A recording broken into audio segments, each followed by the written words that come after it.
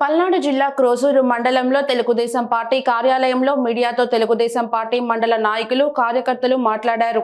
పెదకూరపాడు నియోజకవర్గంలో మళ్లీ కొమ్మాలపాటి శ్రీధర్కి టికెట్ వస్తుందని, నియోజకవర్గంలో కొనసాగుతున్న అనిశ్చితికి టీడీపీ అధినాయకత్వం త్వరలో తెరదించుతుందని ఆశాభావాన్ని వ్యక్తం చేశారు. సోషల్ మీడియాలో వస్తున్న వార్తలలో నిజం లేదని తెలిపారు. మళ్లీ మేమందరం కొమ్మాలపాటి శ్రీధర్ నాయకత్వంలో సమిష్టిగా వెళ్లి నియోజకవర్గంలో తెలుగుదేశం పార్టీని గెలిపించుకుంటామని ధీమా వ్యక్తం చేశారు.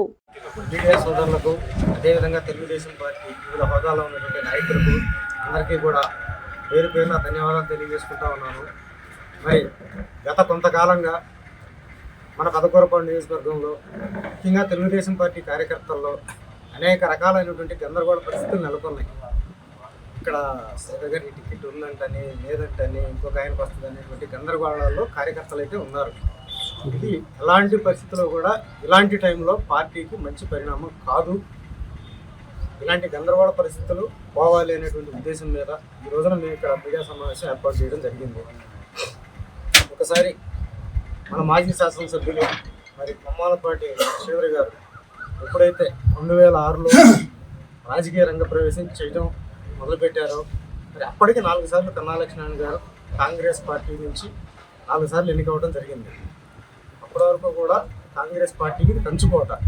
మరి ఆ రోజున సేవా కార్యక్రమాలతోటి పెదకూరపాడు నియోజకవర్గంలో అప్పటికి డీలిమిటేషన్లు కూడా లేవు. అలాంటి పరిస్థితుల్లో ఆయన ఈ నియోజకవర్గంలో నేను ఉన్నానని చెప్పేసి నేను ముందుకు వచ్చి ఎన్నో సేవా కార్యక్రమాలతోటి నియోజకవర్గంలో ఉన్నటువంటి ప్రజలతో మమేకమయ్యి 2009లో మొట్టమొదటిసారిగా టికెట్ తీసుకొని మంచి మెజార్టీతో గెలవడం జరిగింది. అదేవిధంగా 2014లో బీఫామ్ తీసుకోవడం, పోటీ చేయడం, ఆ రోజు కూడా మంచి మెజార్టీతో గెలవడం జరిగింది.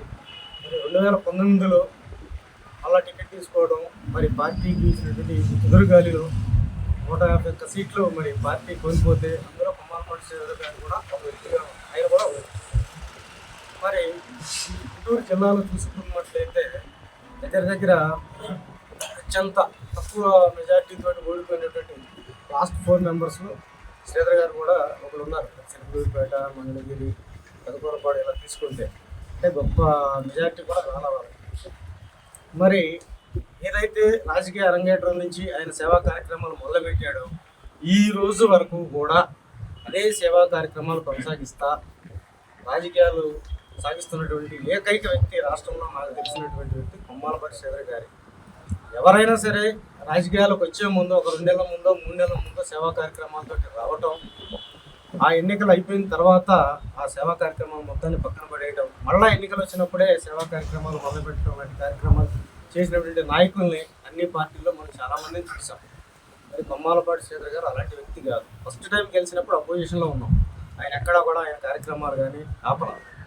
మరి అధికారంలోకి వచ్చిన తర్వాత మనం అధికారంలో ఉన్నాం కదా అని చెప్పేసి కూడా ఎక్కడ కార్యక్రమాలు ఆపడం. మరి ఈ రోజున ఓడిపోయినప్పటికీ కూడా ఓడిపోయిన రోజు నుండి కూడా జరిగినటువంటి పంచాయతీ ఎలక్షన్స్ కానివచ్చు, ఎంపీటీసీ ఎలక్షన్స్ కొన్ని గ్రామాల్లో కంటెస్ట్ చేయడం జరిగింది. ప్రతి చోట ఆయన సహకారం ఉంది, ఆయన ప్రోద్బలం ఉంది.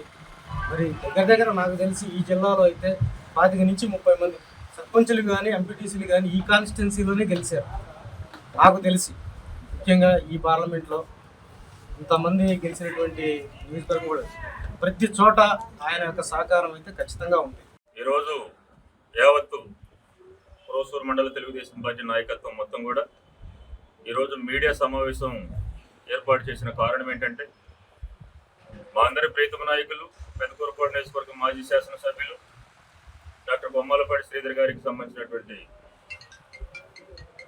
2024లో పోటీ చేసేటువంటి దాని మీద ఏదో సందిగ్ధం నెలకొని ఉన్నది అనుకునేటువంటి వార్తలు మీడియా పరంగా కానీ, లేదు సోషల్ మీడియాలో కానీ, లేదు ఉన్నటువంటి ప్రత్యర్థి పార్టీల నుంచి కానీ బాగా వినిపిస్తున్నటువంటి సందర్భంగా మేమందరం కూడా ఇటువంటి దుష్ప్రచారాన్ని, ఆ ఉన్నటువంటి కొమ్మాలపాటి శ్రీధర్ గారి మీద జరుగుతున్నటువంటి అవాస్తవ ప్రచారాన్ని యావత్తు క్రోసూరు మండల తెలుగుదేశం పార్టీగా మేము ముక్త కంఠంతో ఖండిస్తూ ఉన్నాము. కొమ్మాలపాటి శ్రీధర్ గారు 2007లో రాజకీయ ఆరంగరేటం చేసిన తర్వాత అప్పటికి ఆ రోజు కన్నా లక్ష్మణ్ గారు ఈ పెదకూరపాడు నియోజకవర్గంలో వరుస 4 సార్లు గెలిచి ఆ పెదకూరపాడు నియోజకవర్గంలో కన్నా లక్ష్మీనారాయణ గారు 4 సార్లు గెలిచిన సందర్భంలో, తెలుగుదేశం రాష్ట్రంలో అధికారంలోకి వచ్చిన సందర్భంలో, బట్ పెదకూరపాడులో మాత్రం ఎక్కడ తెలుగుదేశం ఎమ్మెల్యే గెలిచేటువంటి అవకాశాలు కనుచూపు మేరలు లేవని చెప్పేసి ఆ రోజు 4 సార్లు కన్నా లక్ష్మీనారాయణ గారు గెలిచిన తర్వాత యావత్ పెదకూరపాడు ఉన్నటువంటి తెలుగుదేశం పార్టీ శ్రేణులు మొత్తం కూడా ఒక రకమైనటువంటి నైరాశ్యంలో ఆ రోజు ఉన్నారు.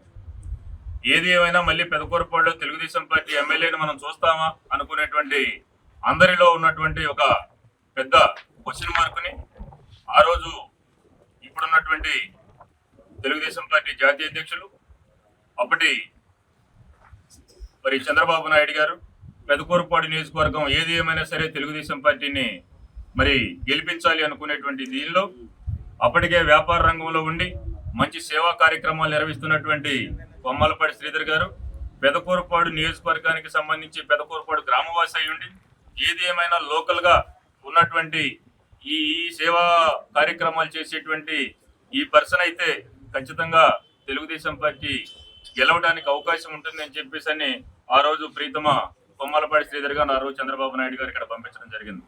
ఇప్పటి వరకు 2024 ఈ రోజు వరకు కూడా ఆ పెదకూరపాడు నియోజకవర్గంలో కొమ్మాలపాటి శ్రీధర్ గారు తెలుగుదేశం పార్టీని అగ్రపదంలో నిలిపేటువంటి దాంట్లో కానీ లేదు చంద్రబాబు నాయుడు గారు ఏ ఆలోచనతో అయితే పంపించి ఆ కాంగ్రెస్ అడ్డాగా ఉన్నటువంటి పెదకూరపాడు నియోజకవర్గాన్ని ఖచ్చితంగా తెలుగుదేశం కోటగా మార్చాలని చెప్పేసి హితబోధ చేసి పంపించినటువంటి ఒక ఆశయాన్ని మాత్రం కొమ్మాలపాటి గారు నెరవేర్చారనుకునేటువంటి దాంట్లో ఇక్కడ ఉన్నటువంటి మేమందరం కూడా సగర్వంగా చెప్పుకుంటా ఉన్నాం.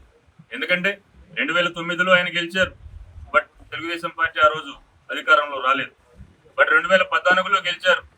ఆ 2014లో గెలిచినప్పుడు 2014 నుంచి 19 దాకా ఉమ్మడి గుంటూరు జిల్లాలో ఉన్నటువంటి 17 నియోజకవర్గాల్లో బాగా నిధులు తీసుకొచ్చి అభివృద్ధి చేసినటువంటి కాన్స్టిట్యున్సీలో ఈ రోజు 1, 2, 3 కాన్స్టిట్యున్సీలు అని చెప్పేసి అంటే ఉన్నటువంటి దాంట్లో 1, 2 ప్లేసుల్లో పెదకూరపాడు నియోజకవర్గం ఆ రోజు అభివృద్ధి చేశాడు.